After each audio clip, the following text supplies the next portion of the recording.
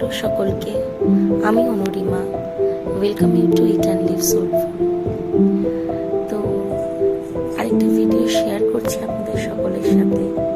এখানে বাড়িতে কিছু কি বলবো, মিষ্টি মুখের জিনিস আর কিছু নোনতা বানিয়েছিলাম দাদার জন্য, মা আর আমি। তো একটু কেক, ওর বার্থডে ছিল, যেহেতু ও দেরাদুনে থাকে, তো সেখানে ওকে পাঠানোর জন্য।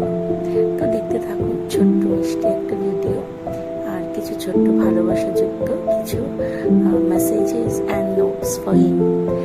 ওকে, তো সেটা যদি অনেকদিন হয়ে গেছে, এটা ভিডিওটা অনেকটাই পুরনো।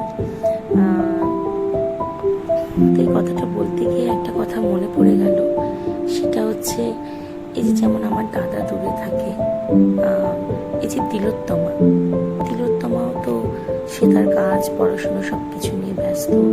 একটা ভিডিওতে দেখছিলাম তার মা বলছেন যে আর কেউ মা বলে ডাকবে না, আর কেউ গাড়িতে উঠে বলবে না মা আমি উঠে পড়েছি বা আমি নামছি, কি রান্না করেছো মা, ভাত বাড়ো, আমি এক্ষুনি পৌঁছে যাব। মানে এটা শোনার পর এরকম একটা মানে একটা অদ্ভুত একটা বাজে কষ্ট হচ্ছিল। নিজেকে দিয়ে রিলেট করছিলাম।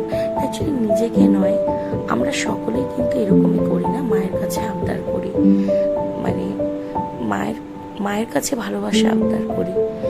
মানে আমি ওই কথাটা বারবার আমার কানে বাজছে, আমি মেনে নিতে পারছি না। মানে কতটা কষ্ট পেয়েছেন এবং এই বাবা মা কতটা কষ্ট পাচ্ছেন। ওনার বাবা ছিলেন টেইলার, মানে এখনো আছেন উনি টেইলার। মেয়েকে এত কষ্ট করে এত সংগ্রাম করে বড় করলেন, আর আজকে মানে এটা কি হওয়ার ছিল? মানে সত্যি এটা মেনে নেওয়া যাচ্ছে না।